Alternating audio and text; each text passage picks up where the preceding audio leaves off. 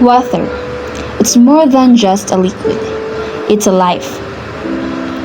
From the rivers that flow through mountains to the rain that nourishes the soil. Water is the heartbeat of our planet. Without it, no seed could sprout, no creature could thrive, no community could survive.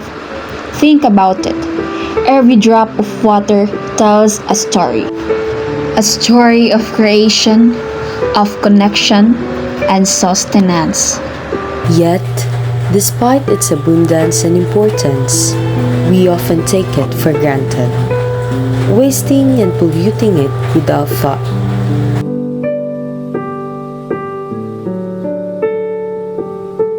Here in Panabo City, a beacon of hope remains.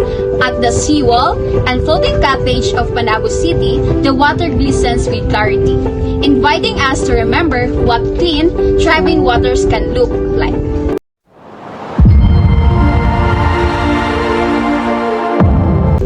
This place has been a source of pride for the community, a gathering spot, a place of beauty and tranquility. It stands as a testament to what we can achieve when we cherish and respect our natural resources.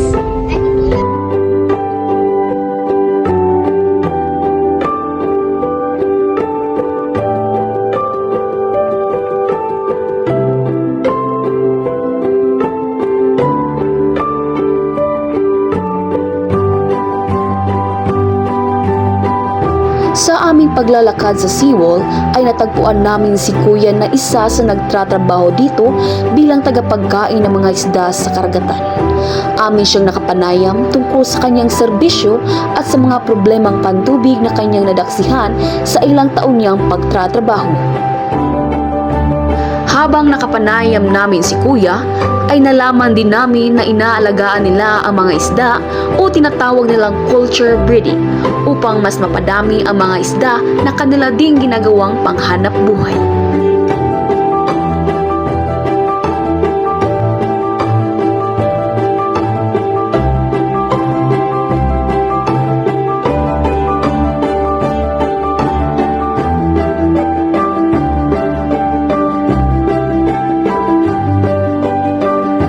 Kaya't aming kinuha ang oportunidad na makausap si Kuya ng lubos-lubusan at harap-harapan.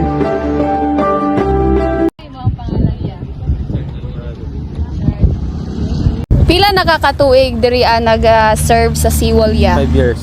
5 years. Sa 5 years ya, unsang mo ang mga experience? Natanan, kuhan, paghakot og fish, mga paglawag sa isda, saon pagpadagko,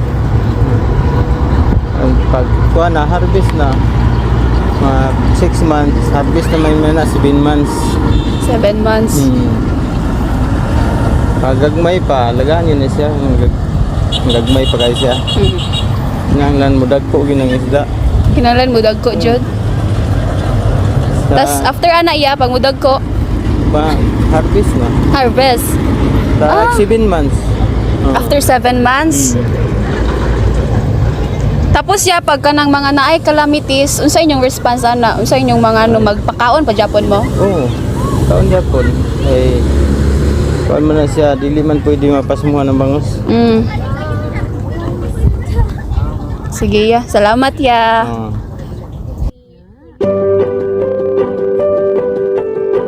But as much as the seawall and floating cottage inspires, it also reminds us of the challenges we face. Just beyond the surface lies a growing concern, one that threatens not just our waters, but our livelihoods and future: water pollution.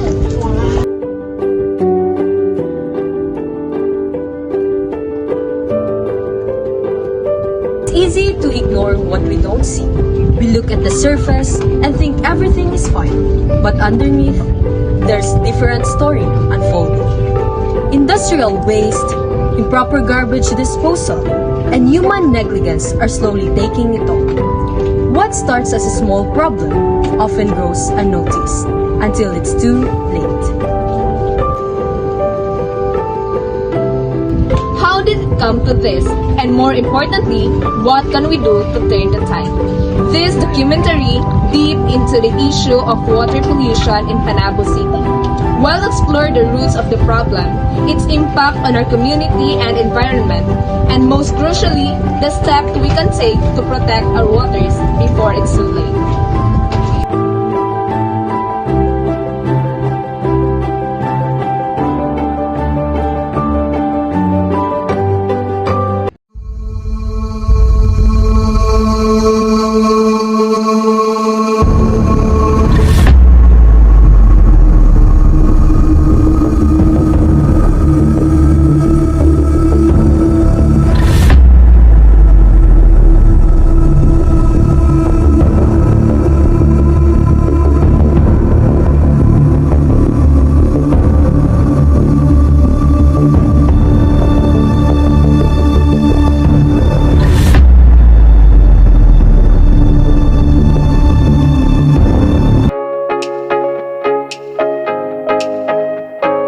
Dito sa seawall ay pumasok kami sa kanilang fish port.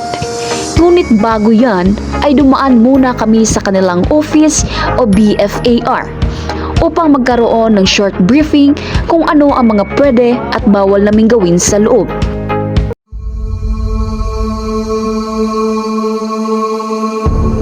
Good morning, ma'am. Good morning to Unsay name po nato, ma'am? Marlene Brimbuela. Marlene.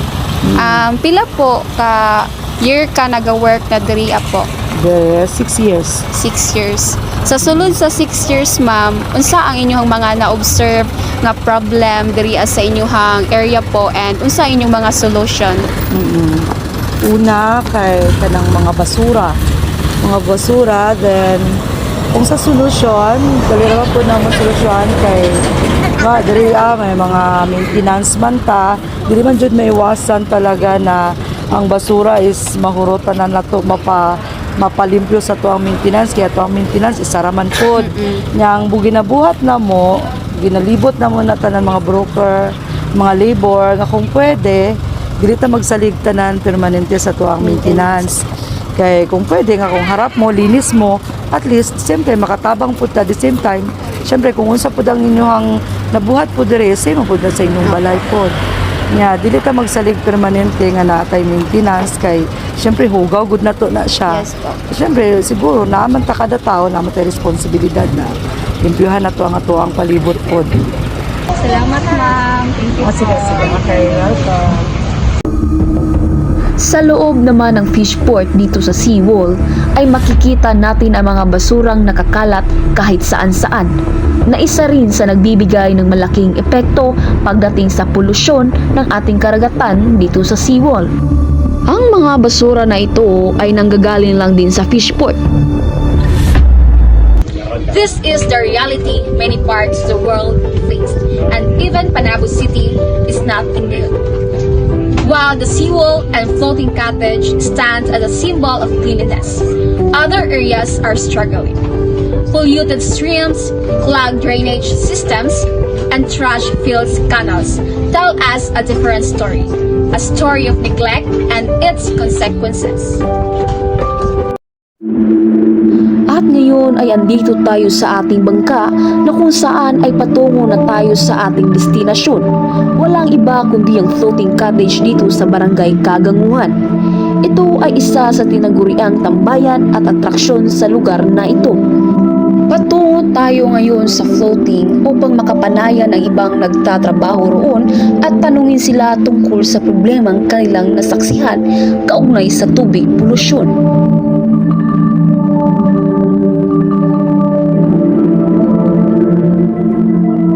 Mayong buntag, tay. Ayong buntag po, Ano sa yung pangalan na to, tay? Rodolfo Punanan. Rodolfo ko na. Nakita na rin. Maayo. Maayo po, tay. Kanang sa mga basura, tay. Oh, sa mga basura diri ginahipos. Ginahipos yun nila, tay. Ayon din sa kanya ay kapag may mga basura dito na nakalutang ay kanilang kinukuha at may grupo naman na nagkokolekta sa mga basura. Mayong buntag, tay. Ano sa yung pangalan, tay? Dorito. Dorito. Atay, pila nakakatuig nagapamaso diri atay? Palagsalag tay.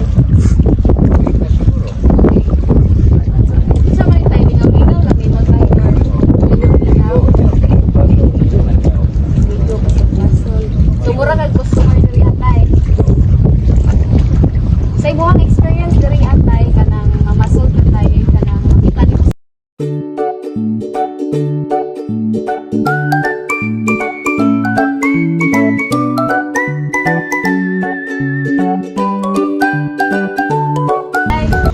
ano tay ba sa mga basura tay sino maano diri atay kita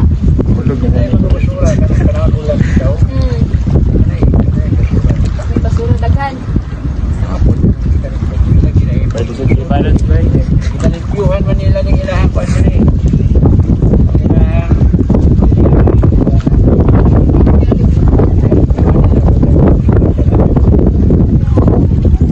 ikaw po tay kanang sa mga customer tay usay mga maingon tay sa mga kanang sa diri atay ba nga nagaano basura Ito sila, dapat nila basura.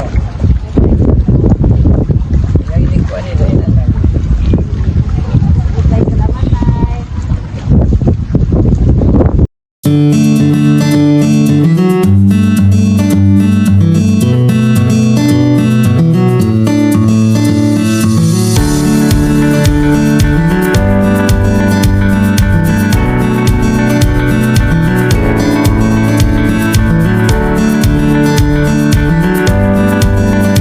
One of the reasons of water pollution is the alarming issue of poor sanitation and canal drainage. Welcome to Panabo Public Market, where the struggle for clean water and sanitation is a daily reality. The public market, a lifeline for thousands, where a bustling hub for fresh produce, meats, and essentials relies heavily on this compromised drainage system. Behind the streets and vibrant communities lies a hidden crisis: the polluted canals. Clogged drains and stagnant waterways become breeding grounds for disease-carrying mosquitoes and become contamination thrive in this toxic environment.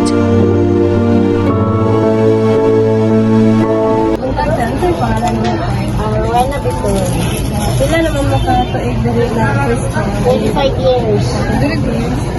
Sunod sa 25 years, ako may mga face nila na problema dili, especially sa kanal. Kanal, sa permero, usual mong ginagsan sa permero sa bago pag ang kanang atong facility, bago pag siya sila sa kanal. Bugayan sa katigayan, nakuha, nagbarado na. Pero, kanini siya nga, diri siya nga area is, na-repair na ni siya, kaisa, dagko na ni ang mga kanal ano niya. So, kada na ni-repair, okay siya ang kuhan kanal na dito sa gawas. Kuha na lang is ang kanal diha sa sugar, sa kanal galing ubos dito sa stall. Lagi panahon din ang magbara. Sa mga kanal, ganito. Ayun na, lakaw na. Oh, kay ang uban mga na is barado na siya. Ang isa sa mga barado na is ang cellophane, kanang hindi sa isda, mga hasang-hasang sa isda, kanang dili kay siya proper gani ang management sa disposal sa mga diha sa stores. Pero karon nag-implement naman ang government na kuan i-segregate na ang mga basura. Hindi na ito mga silupin-silupin, tapos ilahin na po itong katong kuan katong ng mga hasang-hasang, hindi-hindis. Wala na siya karon na dili na kayo sa barado. Alam po. Okay. Salamat, That's all. Thank you. Say pangalan na to ya. RB. So diri ka usually ga pamalingke. Oh, dire. Unsa may mabantayan nimo diri sa canal system diri sa Pildite ya? Hugaw tapos ang drainage dire ka overflow ang tubig. Unsa may dapat nila buhaton sa mga vendors ya para maiwasan ang kanang kuan hugaw sa kanal? Dapat nila inluan ang mga kanal tapos dili bisan nasa panlabay ang mga basura. Taya nga salamat. While in some barangays in the city, access to clean drinking water remains a daily struggle. For residents relying on prime water services, the communal water faucets are a lifeline. From use to wash dishes, bathing, and even drinking, residents are fighting for access to clean and reliable water. Stagnant water can be dangerous because it can harbor harmful microorganisms such as bacteria, viruses, parasites, and fungi. These microorganisms can cause health issues.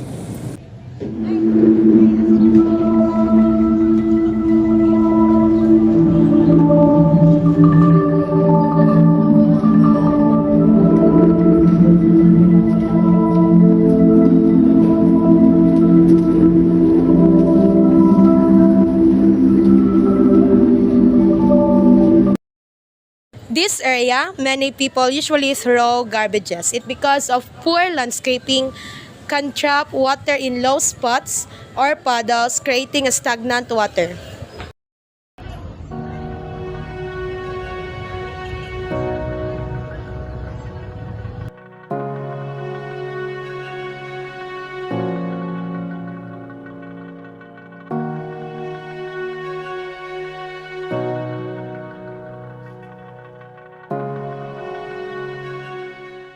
In extreme cases, it can even lead to outbreaks of more serious illness like leptospirosis and chismotiasis.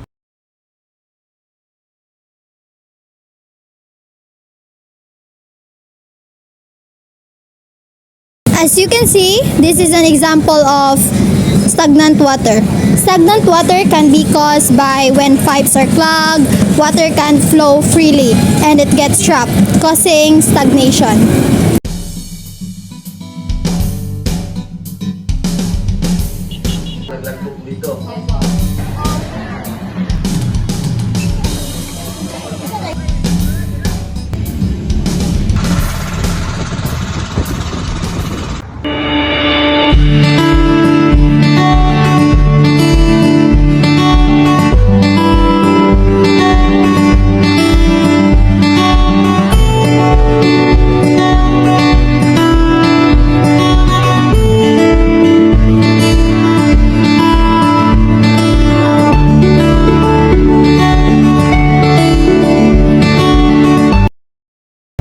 Recycling is an equally important part of the solution to ocean plastic pollution. After minimizing our use of single-use plastics, it is essential to prevent the remaining waste from escaping into the environment. Capturing plastic for recycling is a key strategy, yet it is not implemented enough. Every piece of trash removed from the environment is one less threat to marine life and ecosystem. It starts with small action, but collectively it creates small impact. Regular environment awareness campaigns ensures that public spaces remain clean and attractive, ensuring the quality of life of visitors and residents.